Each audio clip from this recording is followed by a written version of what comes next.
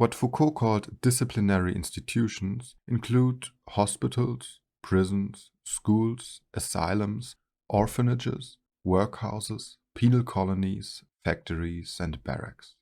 Most of these institutions originated around the 18th century in Europe. Although there had been places for the sick or for orphans in the centuries before, they lacked the new disciplinary logic that brought about a total restructuring of Western societies.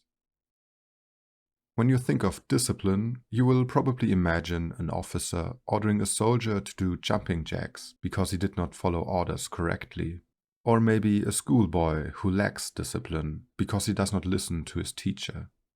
However, in the context of disciplinary power, the word has a much broader meaning.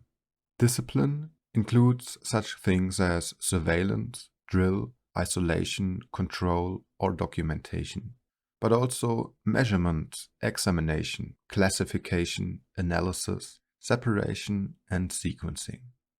Disciplinary power operates with opposites such as normal and abnormal, healthy and sick, or fit and unfit. The inmates of disciplinary institutions are individualized and then adjusted to a norm. Every criminal has his own criminal record, his own biography, and his own assessment. In a hospital, every patient has their own bed, their own medical history, and their own file. In a factory, the work process is dissected into individual production steps, and the movements of a soldier marching with his rifle are meticulously specified. Foucault wrote, "The act is broken down into its elements. The position of the body, limbs, articulations is defined. To each movement are assigned a direction, an aptitude, a duration. Their order of succession is prescribed. Time penetrates the body, and with it all the meticulous controls of power." In Discipline and Punish, Foucault focused on the prison. At the very beginning of his book, he contrasted a brutal public execution of a regicide from 1757 with a timetable for Parisian prisoners from 1838. Every moment of the prisoner's life was perfectly planned. Every activity was announced by drum rolls, and every delay was punished. So, on the one hand, we have public punishment, the pillory, the scaffold, the revenge of the sovereign. On the other hand, there is the hidden punishment, high walls, timetables, drum rolls, isolation, forced labor, docile bodies. The sovereign power of the ruler and the disciplinary power of the institution seem to have little in common.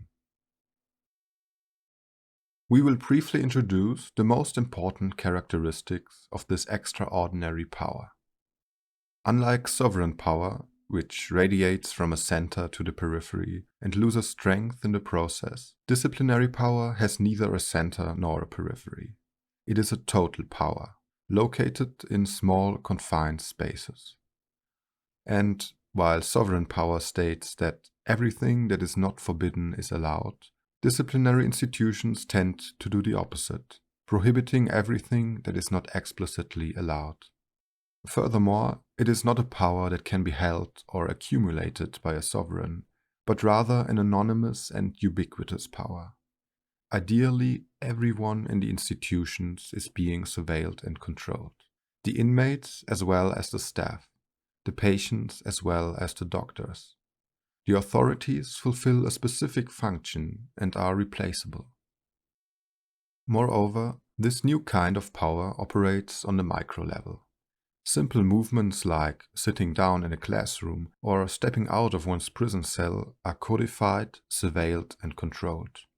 The nature of an individual, that is, his behavior and abilities, is thereby quantified and assessed. While in the field of sovereign power relations, the top is more intensely individualized than the bottom, disciplinary power works quite differently. Here, the sick is rather individualized than the healthy, the delinquent rather than the normal, and the child rather than the adult. And if one wanted to individualize the healthy, law-abiding adult, one would look for his inner child, little abnormalities and deviant thoughts. Whenever a sovereign's power is questioned, he will reinstate it in a public display. But inside the disciplinary institution, this is not necessary. Instead of a peacemaking order, which is sometimes interrupted, there is a constant war going on between the patients and the psychiatrist, the prisoners and the guards, the workers and the factory owner. There are myriads of small acts of resistance and counter-resistance. Simulation, delay, conspiring, lying, refusal, convulsions, strikes, negotiation, bribery, and so on. All of these small battles are more or less part of everyday life in the institutions. We can encounter it everywhere. The workers who slightly alter their everyday routines in the factory to steal time from their boss. The patient who knows what symptoms she has to simulate to get a higher or lower dose of a drug. The prisoner who finds all the small corners in the prison where he cannot be seen. According to Foucault, all of these institutions are panoptic. The panopticon is a famous concept from enlightened philosopher Jeremy Bentham, and was not just supposed to be the blueprint for a perfect prison, but a general concept that could be realized in every disciplinary institution. Before the emergence of the panopticon, the central question of architecture was how to make the many see the few. The Colosseum, the theater, the scaffold, and the church were answers to this question. But in a disciplinary society, the main problem of architecture is to make the few see the many. In a panopticon, every single individual was supposed to be constantly monitored. According to Foucault, the panopticon should be understood as the primary mechanism of disciplinary power.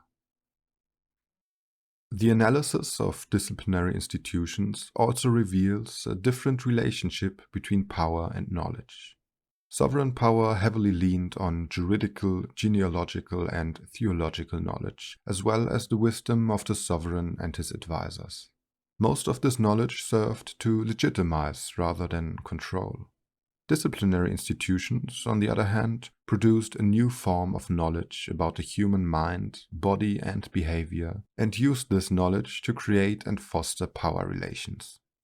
Power is applied knowledge, and knowledge is applied power. The 17th century saw the emergence of the human sciences, including medicine, anthropology, pedagogy, and psychology. These sciences produced new ways of objectifying, classifying, and structuring. They developed new concepts like delinquency, madness, childhood, primitivism, and, altogether, a new concept of the human. This was only possible in collaboration with the disciplinary institutions which built the background of the human sciences. At the same time, the new human scientific knowledge allowed the institutions to individualize and objectify their inmates. The classical idea about the relationship between knowledge and power looks quite different. If someone is not telling the truth, some kind of power structures must be actively hindering the truth to come to light. Truth belongs to freedom, just as falsehood belongs to power. It is against this tradition of thought that Foucault set up his concept of a power-knowledge nexus. His most famous examples for the entanglement of power and knowledge are the panopticon and the practice of confession. Foucault's analysis of the panopticon has the advantage that it goes beyond the game of discourses and involves material structures. Here is one example. It would be hard for a doctor to work and gain knowledge in a hospital or a psychiatric ward where all patients just sleep wherever they want and change places daily. But the architecture of the hospital, the arrangements of the beds, the strict hierarchy, the classification system, the scientific authority, the surveillance, the medical files, and so on, produce power relations that allow physicians to gain knowledge. Knowledge that is then used to reinforce the effects of that power. In his lecture Psychiatric Power, Foucault gave an example of the displacement of sovereign power by disciplinary power.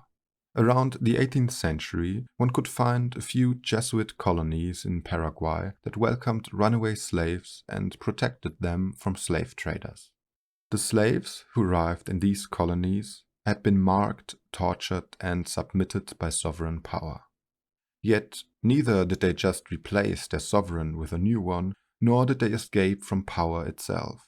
They entered into a whole new kind of power relationship.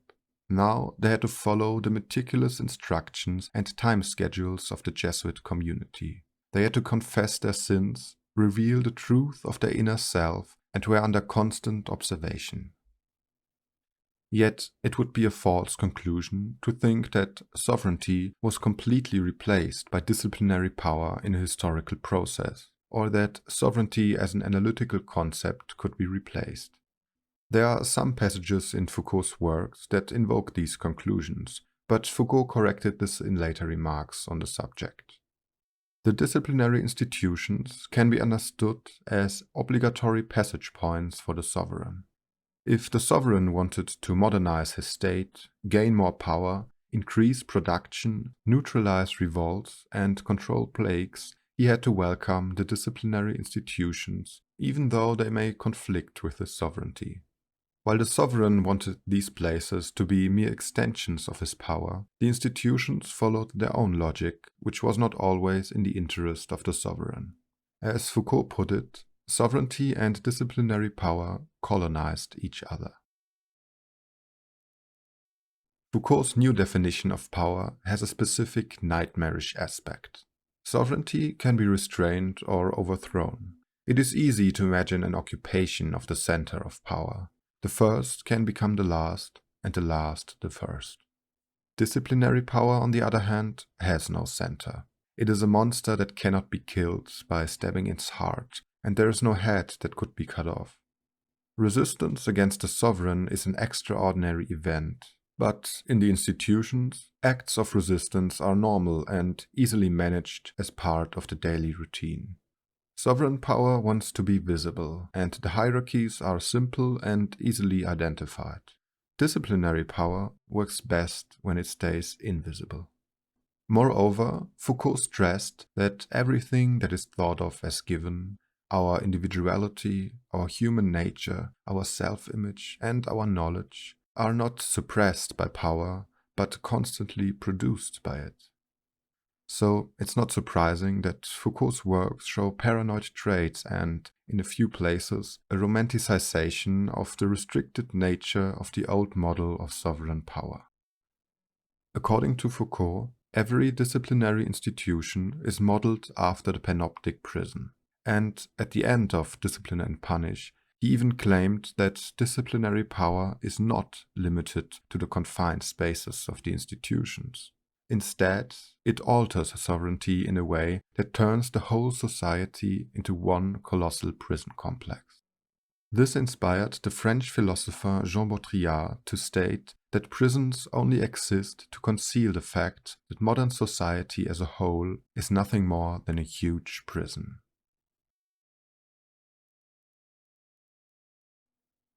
Although it is problematic to speak of all modern societies as giant prisons or insane asylums, it is true that the lives of individuals in these societies are highly regulated, even outside of the institutions. The prison, the factory, and the workhouse were part of societies that used poor laws or welfare systems to discipline and normalize people. The hospital and asylum were part of states that enacted hygienic regulations for all aspects of life and prescribed eugenic measures to ensure the quality of the population. Sexual medicine gave access to the life of the body as well as the life of the species. Both inside and outside the institutions, the biological characteristics of the individuals and the population became more and more the object of policy. Foucault termed these phenomena, of which the disciplinary institutions are just one element, biopower. And in his further works, he analyzed the macroscopical aspects of this new kind of power, which promised control not only over individuals, but a population.